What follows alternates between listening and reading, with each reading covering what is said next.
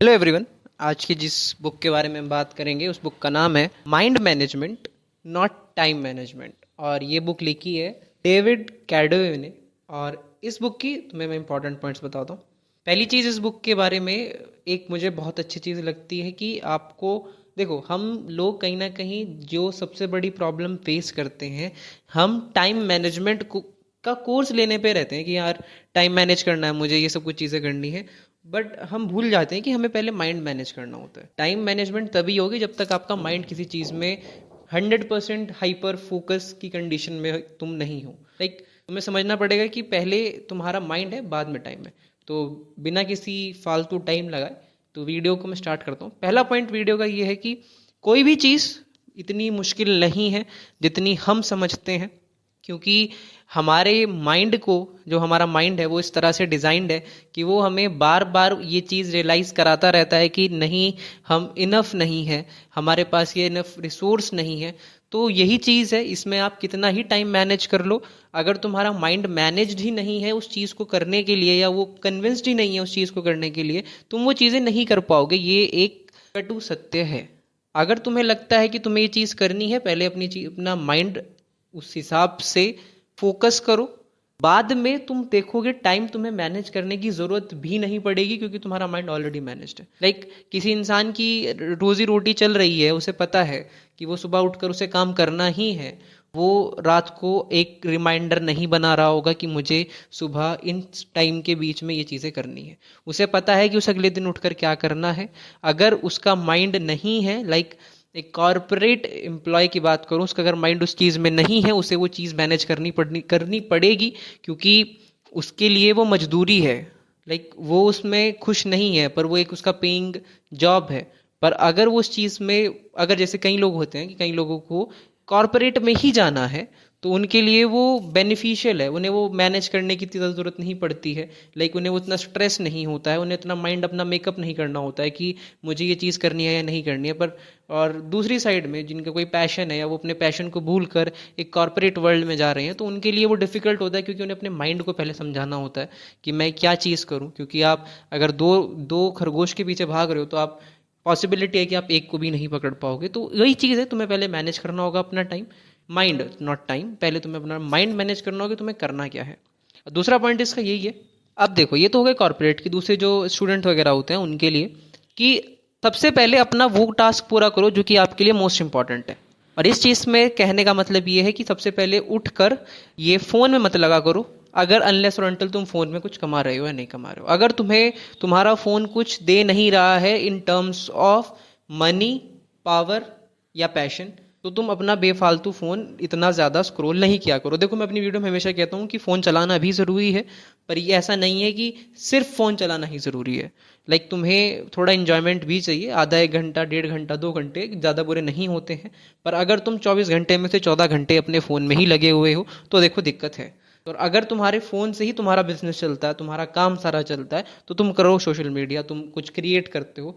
जैसे ईमान गासी की एक बात है कि वो ये कहता है कि rather than consuming you should create. तुम्हें वो क्रिएट करना चाहिए कंटेंट, ना कि तुम्हें कंज्यूम करना चाहिए। चाहे तुम कैसा ही भी कंटेंट बना रहे हो, कैसा भी कंटेंट, अब कंटेंट मतलब मीनिंगफुल कंटेंट, नहीं कि ये नहीं कि तुम कुछ ही बना रहे हो, मीनिंगफुल, जिससे लोगों को सीख मिले। ये नहीं कि लोग तुम्हें देखकर ट्रोल करें।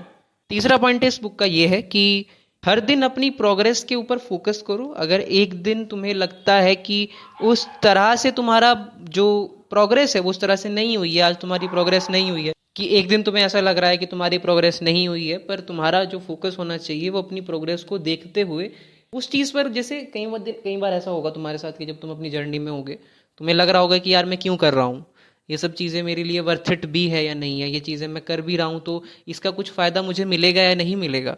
सबसे बड़ा क्वेश्चन तो हमारे बीच में यही आता है कि जो ये चीज़ मैं कर रहा हूँ, या जो मैं अपनी एक हाई पेइंग जॉब या कुछ भी चीज़ छोड़कर मैं ये चीज़ कर रहा हूँ जिसका कोई मुझे एंड नहीं पता है, क्योंकि एट द एंड चीज़ें अनसर्टेन होती हैं, और तुम तब भी उसे फॉलो कर रहे हो, तो तुम्हारे मन के अंदर वो चीज़ करने के लिए था ऑलरेडी। तो कई सबसे बड़ा डाउट हमारा यही होता है कि क्या ये वर्क करेगा या नहीं करेगा। और इसी चीज़ में मैं तुम्हें कहता हूँ कि जो तुम्हारे प्रोग्रेस है, उस प्रोग्रेस को रोज़ काउंट करो, और जिस दिन बुरे दिन हो, उसे, उन जो प्रोग्रेस वाले दिन थे उनसे कंपनसेट करके उस पेड़ पर ध्यान दो जिसमें देखो, अगर तुम रोज उस बीज पर ध्यान देते रहोगे तो वो ग्रो भी करेगा। पर अगर तुम उस नेगेटिव साइड को देखोगे कि यार ये ग्रो नहीं कर रहा है, ये चीज़ें, पेड़ आ क्यों नहीं रहा है, मैंने पेड़ लगा दिया है। देखो टाइम लगती हैं चीज़ें, एक बीज से पेड़ बनने में भी समय लगता है, और तुम तो फिर भी एक इंसान हो, तुम्हारी ग्रोथ डिपेंड करती है। अब तुम सोफिया अंसारी तो हो नहीं जो मटका कर कमा लोगे पैसे। सॉरी सोफिया अंसारी, देखो मुझे तुमसे कोई पर्सनल हेट नहीं है, बट हाँ लोग तुमसे भी मेहनती लोग हैं जो कि बहुत मेहनत करते हैं, पर जो उनकी लाइमलाइट है वो तुम कहीं ना कहीं ले जाती हो। यही चीज़ है। अब खासकर लड़के तो, जैसे हम लड़के तो नहीं कर सकते ना ये सब कुछ, तो यही चीज़ है कि तुम्हें मेहनत करनी पड़ेगी, तुम्हें गांड घिसनी पड़ेगी अपनी। और सॉरी फॉर दिस, क्योंकि मैंने तुम्हें कोई डिस्क्लेमर नहीं दिया था कि हेडफोन पहनना है, पर हाँ तुम नहीं कर सकते, तुम्हें घिसनी पड़ेगी अपनी। और अपनी प्रोग्रेस पर ध्यान जितना ज़्यादा दोगे उतना ज़्यादा तुम ग्रो करोगे। तो ये सोफिया अंसारी, सुहाना खान, ये सब थोड़ा छोड़ दो। इंस्टाग्राम पर ये लड़कियां वड़कियां ताड़ना छोड़ो, और ये जो रील्स हैं, ये जो लिंक विंक करते रहते हो, इनसे थोड़ा ऊपर आओ। काफ़ी चीज़ें हैं इस दुनिया में जो कि तुम्हारे लिए भी इम्पॉर्टेंट है, तो उस पर फोकस करो। और यही चीज़, इसी चीज़ को प्रोग्रेस कहते हैं।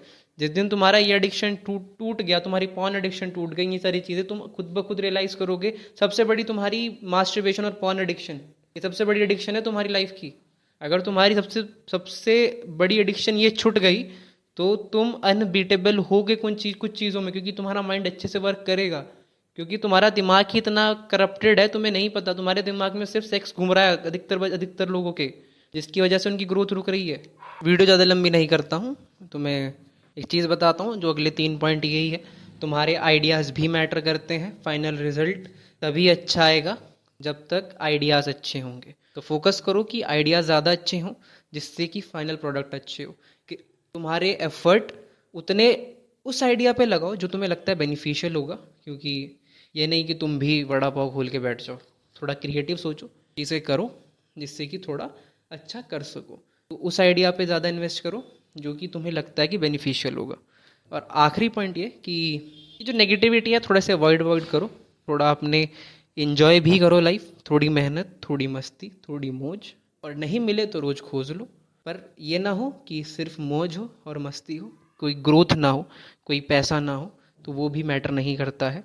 तुम्हारे लिए एक चीज़ मैटर करती है, तुम्हें लाइफ इस बैलेंस्ड वे पे चलानी है, जिससे कि तुम एंजॉय भी कर सको अपनी लाइफ, तुम अपनी ख्वाहिशें भी पूरी कर सको, तुम अपनी माँ बाप की ख्वाहिशें भी पूरी कर सको, तुम अपने दोस्तों में थोड़ी बड़ाई भी मार सको अपनी। तो इस तरह से अपनी लाइफ जियो कि तुम्हें दिक्कत ना आए।